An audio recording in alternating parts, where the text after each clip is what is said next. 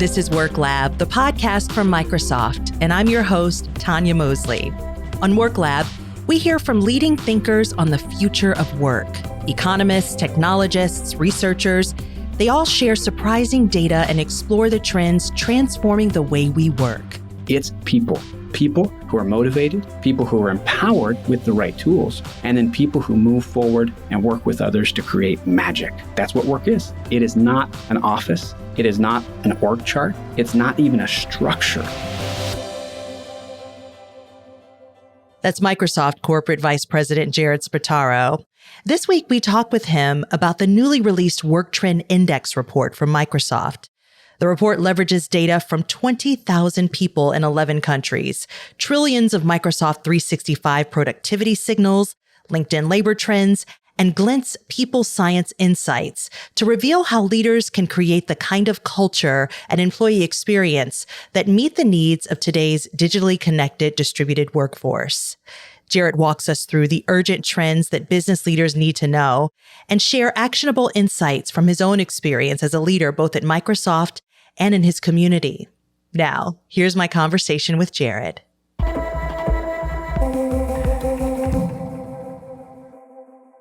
Hi, Jared. Welcome. Hello, Tanya. Last time you were on the podcast, we discussed with you how employees are more likely to prioritize health and well-being over work. We've been hearing this a lot lately, also in the news, the Great Reshuffle, as it's called. What does the latest research tell us about this trend and how workers and companies are handling this new set of priorities? When I meet with people, executives in particular, they often want to know what's going on. That they're kind of trying to get the top line from me. And I often start by saying, you look at your people and they look like the same people to you. But over the course of the last 2.5 years, they've changed tremendously. And I'll often, if I'm in a room with them, point to my head and my heart and say, what they think has changed and what they feel has changed.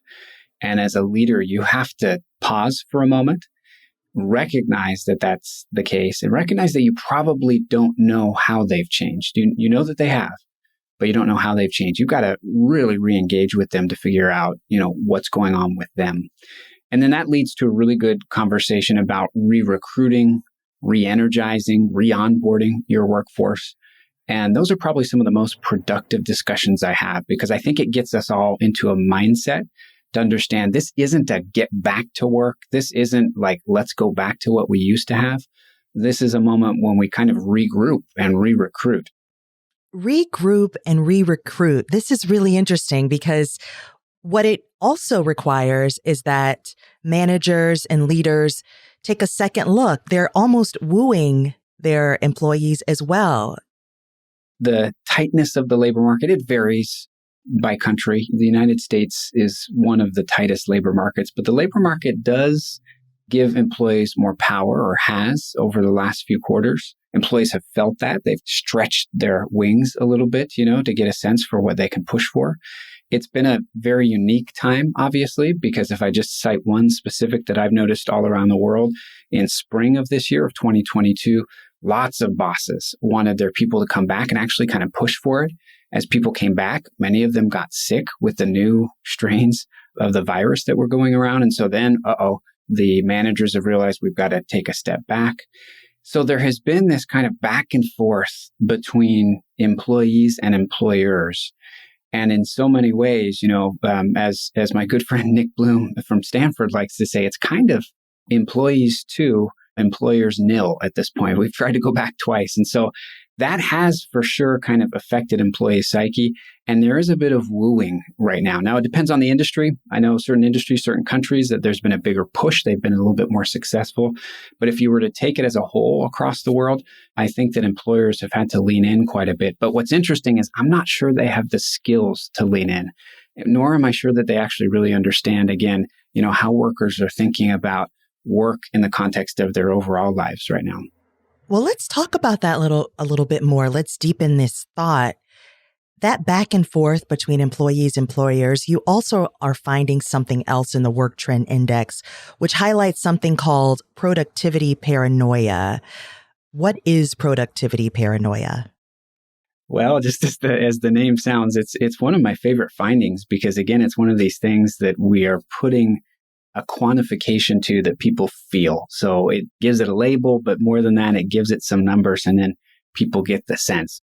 87% of employees report that they're productive at work, whether they're in the office or at home. So in other words, the vast majority of employees are really feeling like, look, I'm very productive. Things are going well for me.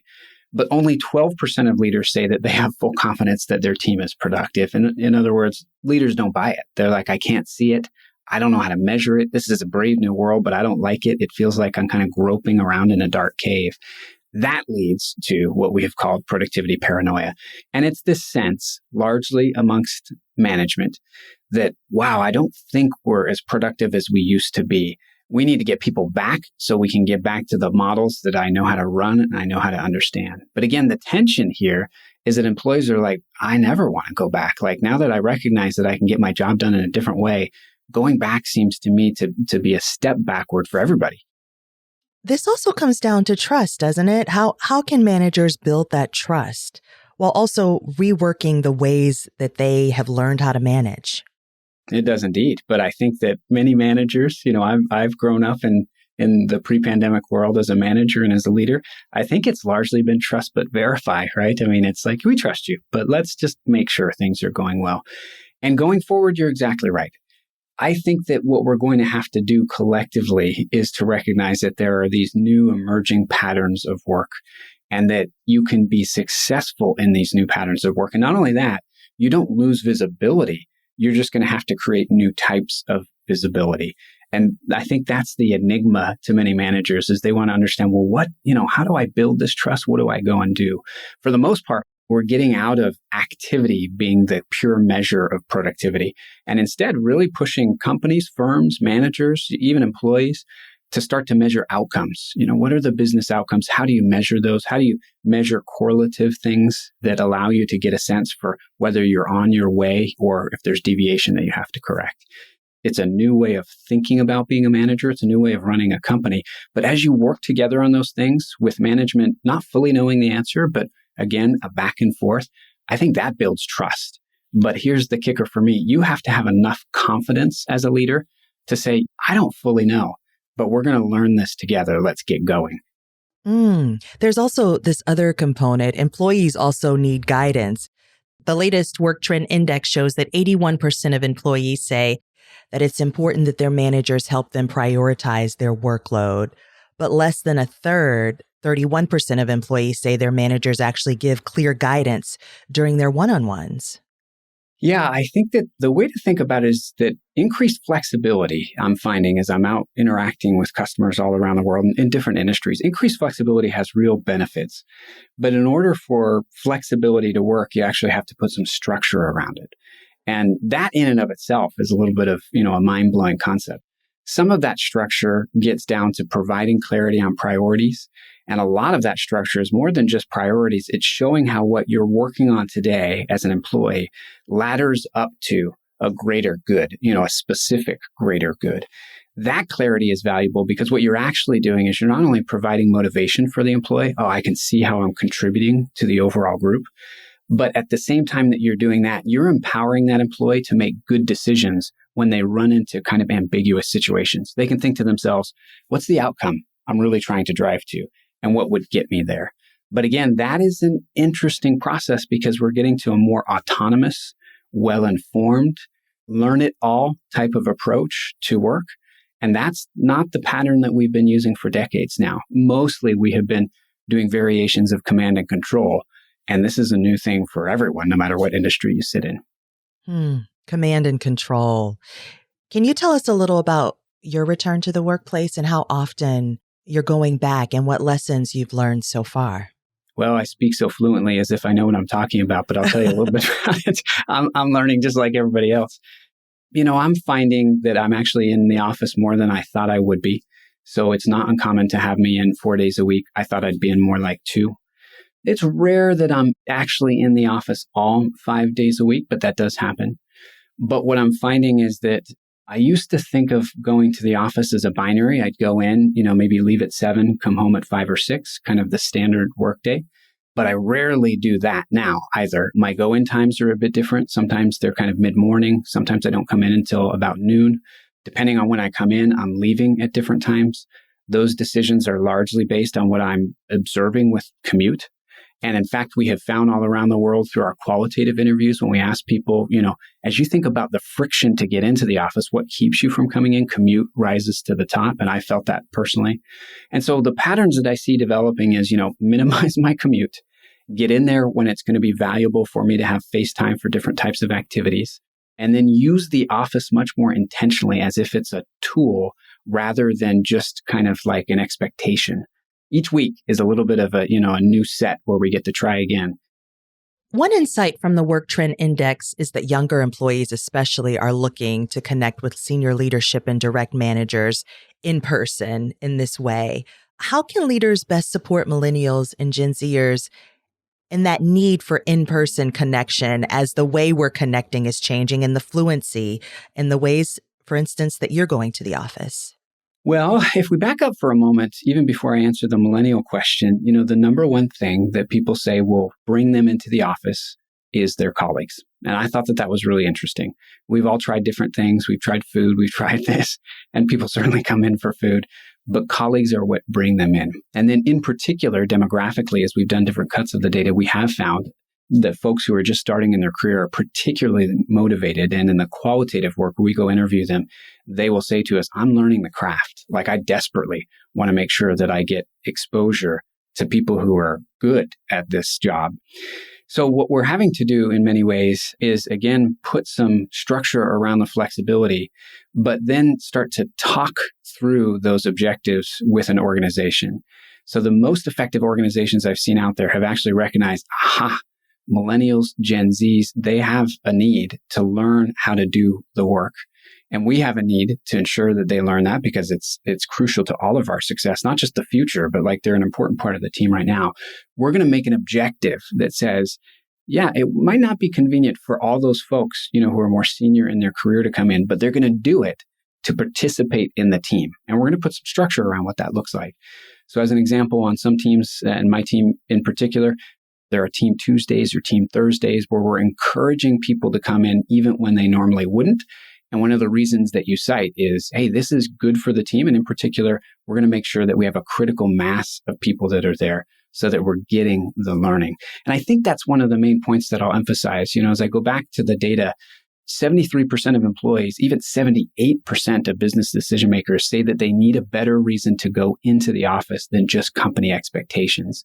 That's my sense of what many managers are getting wrong right now. They're kind of like, because I said so.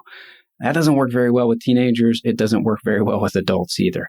But talking to them about being a part of a team and saying, no, there are certain objectives we're trying to accomplish. Let's get this done, and here's how we'll do it. Doesn't have to be every day, but you're going to pitch in for the greater good. I actually see that that's going much better.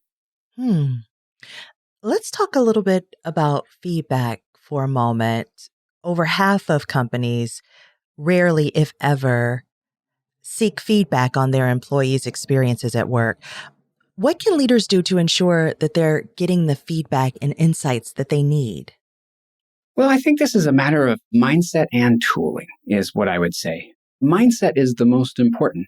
We've all been in situations where someone who manages the work that we're doing, whether we're doing it for pay or, someplace out in the community, kind of doesn't seem to care about how we feel. And regardless of how good we feel initially about the enterprise and what we're trying to do, you can feel that. You can feel like, I'm not sure they really care. That gives you a sense that the firm kind of is moving through you, like you're just a cog in a big machine.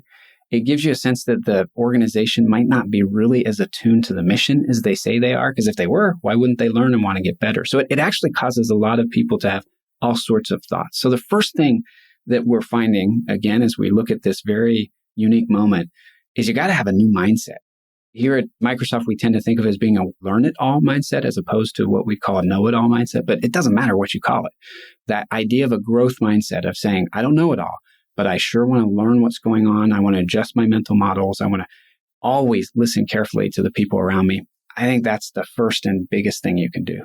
Then you get down to tooling processes, what that looks like. We have found in previous Work Trend Index studies that it's really important for people, for instance, to have direct interactions with their managers. That's one of the most important things to communicate that you care. And then, of course, in those interactions, you have to listen to them very carefully.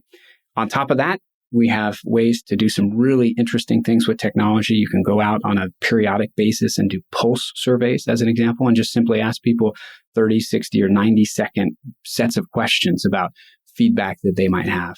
The most important thing, I think, is you start with that mindset. You use the tools to build out an overall feeling of, we want to hear from you, and we really care. When we hear that, it doesn't go into a big black box in the sky.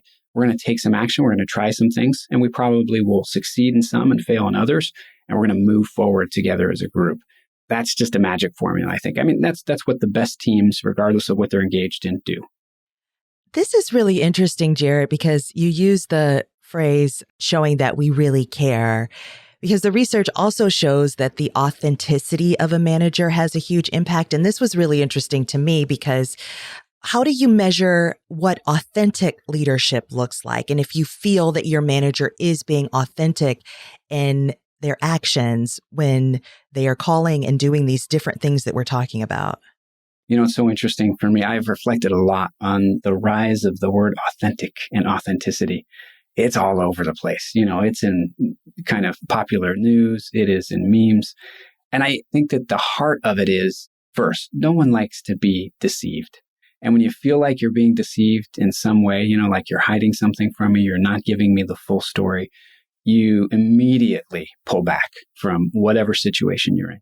Number two, it's quite clear to me right now that what the pandemic has done is it's taken many of the more formalized structures and norms that we've had in society, and it's punched right through those things. Even norms around communication, you know, this is how we communicate out. It's just the way we do it. It's punched through those things. And what people want from leaders of any type right now, whether it's a government leader or a business leader or a community leader, is they really want someone who is saying with integrity what they feel, what they think, who is out there representing themselves, who kind of ensures that that integrity is intact at all times. You're not getting two different stories depending on what audience you happen to be in. And again, getting back to the core idea, I just think people do not want to be deceived. And there's so much of deception out there that they're hungry for a leader who will be direct and honest and straight with them all the time. And that's hard to do. You know, we have, again, many norms and many cultural kind of manifestations that kind of tend to push us to these places of like, oh, this is what you say even when it's a tough situation. So it's a thing we're all learning. It's very clear from my perspective, from the frequency that we're seeing the usage of the word and the concept, that there's a hunger for it. And I think that will continue as we have so much information that people are having to sort through. You know, the last time you were on the show, we talked a little about the leadership role that you've held in your church. I'm wondering, what are the ways your role in the church has offered maybe a depth and richness to your ability to be an authentic leader? You know, I feel very lucky to have the opportunity to work outside of the corporate environment at this time, because I think corporate life is one way to experience what's happening, but it is just one way. You know, it's kind of one angle into what's going on. In my work at church, I have an opportunity to work with all different types of people from all different types of backgrounds in all different types of situations. People who are suffering from the effects of losing loved ones to the pandemic, not something we talk about a lot at work, but the actual mourning and working through the process of burying someone who has died. I've worked through those who have been directly affected because where they work has just, been thrown into disarray. And the early part of the pandemic, that has been service industries. Now it's as these industries kind of reorganize and reorient themselves. So that has been very interesting for me. I get a chance in my work to work with immigrants who are just new to the country and who kind of look around and say, this is the best set of opportunities I've ever seen. I want to get to work. And so this wide array of touch points, I think, gives me more of a feel for what's really going on at any one time. And when I get the privilege then of connecting that to something like the Work Trend Index, where I get to see across tens of thousands of people, it's both the quantitative trends together with the real human stories. And when you put those two things together, I just think, wow, it just gives me an insight. It gives me an empathy, if I'm honest. And I'd go as far to say, like, beyond empathy, a love for people. People are trying to do the best they can. I rarely meet people who are out trying to make the world a worse place. And when you see that, I think it allows me to come back into the corporate world and say, all right, let's all assume that we're trying to do the best we can with what we've got. How would we take that and kind of go pursue our mission together? Right, because what we're talking about is building trust in relationships, and the way that you're able to build that muscle in your personal life and in your work life, it all translates. I wanted to talk with you a little bit about career development and prioritizing learning and development. As we talked about earlier, employees are now more likely to prioritize health and well-being. And with that, they want opportunities for learning and growth. We're seeing that it's the number one driver of a great work culture. But there is a disconnect because the Work Trend Index shows that more than half of those asked, 55%, say that the best way for them to develop their skills is to actually change companies. So how can leaders prioritize learning and development to help retain talent? When I have a new manager on my team, I find the right time and I sit down with them and I say the following. Welcome to management. Can I give you a secret here? Management isn't about you, and it's actually not about the company. From the perspective of the people that you manage, it's all about them, like 100%. And the more you're able to meet their needs, the more that they'll say that you're a good manager and leader, the more that they'll be willing to do for you and for the firm. And as quickly as you get that in your mind, you will ever so quickly be able to be effective. Then zoom out a moment. Where are we right now? We're in a world of incredible volatility. And what employees are actually saying, I believe, as I read the data, is they're saying, look, if I'm going to stick with you, you better be helping me get the skills I need to insulate myself and the people I care about from that volatility. Help me every minute I'm on the job to gain, additional value so that I'm going to stay employed. That's what any smart employee is doing right now. So then once you understand that, you're in that mindset, then I think you can get down and say, got it. This is not about, I'm going to give you a couple more training courses and ask you if you're really happy. Instead, you have to, again, think of, boy, how do we make sure that this job creates an environment where you are learning every day? And as you learn, you can personally feel as an employee that, man, I walked out of today and I'm more valuable than I was yesterday. I clearly have some expertise. I have some new skills. Some of that, for sure, is what we're doing with on-the-job training, just-in-time, content that's available for people. It has to do with tools. Absolutely important. But I just think that you have to help your people feel like they are navigating the uncertainty of today by investing in themselves. And that's a very, very different approach towards learning and towards growth because it is all encompassing. Again, it's not a program where we say, sure, we helped you learn and grow. Don't you see? We gave you 3 courses to take, this last quarter. Employees are going to balk at that. Jared, what you're saying for some industries, this is really a cultural shift in our definitions of what it means to be a manager. Boy, it's a big one, I think, because again, I guess what I would point to, what all of this conversation helps us see is in so many ways, what we had been operating under pre-pandemic was just simply the evolution of a command and control structure that was set up as a result of the scale and intensity that we developed in our organizations during World War II. I think you can trace it all the way back to that point. That's when as a culture, Western culture in particular, but it spread across the world, really learned to organize and mobilize on a grand scale. We took those same ideas and what we learned and we applied them to business. And we've been doing that now for decades. This moment, when we look back on the pandemic, will be a hinge point in history because we popped all through that. And we said, are there new ways to do things? And so now if we zero into, as you were just asking about management, I think what we're seeing is, not only are there new ways to organize, that's going to demand new types of managers and leaders. It's going to demand them to think differently, mindset-wise, about what an organization does, about how they're empowering their employees. And in general, I think we're going to find, wait a second, this thing we call work, it's nothing more or less than people. No matter how much technology you pour into it, it's people. It's people who are motivated, people who are empowered with the right tools, for sure, and then people who move forward and work with others to create magic. That's what work is. That's the definition. It is not an office. It is not an org chart. It's not even a structure like we used to think it was. And when we take that lens onto what we're doing with work, I think, okay, now we're seizing the day that we have. And we have this opportunity to make work better for employees and for employers. But I'll tell you what, it's going to take some new leaders, and it's going to take some real bravery in stepping forward into a place that we don't fully understand yet. What tools can assist for those who are hearing your message for the first time and they really want to impart, they want to get into it right away? What tools can assist in learning and development? At Microsoft, we have launched a brand new platform, an employee experience platform that we call Microsoft Viva. And for us, what we're really trying to do is to put learning and development in the flow of work. That's the insight that we have right now that, is in this grand scheme that we just explained, but is a very specific thing that you can do. And so with what we're doing with Viva, it allows you to take learning and development and skilling and put it in the context of projects that you're working on, put it in the context, as an example, of business process that you have to complete, make it easy for you to bump into something you may not know, and then say, I've got 5 minutes to learn more about that. And boy, when you need it, you're more motivated. So we start from this place of saying, we think we have to turn learning, growth, development on its head a little bit and bring it to employees when and where they need it. And that's what we're doing with the Viva platform. I'm so inspired listening to you, Jarrett. There's so much uncertainty right now. Tell us something hopeful that you've shifted from the latest Work Trend Index research data. Oh, there's a lot hopeful. You want one thing, but I'm going to give you a couple really quickly.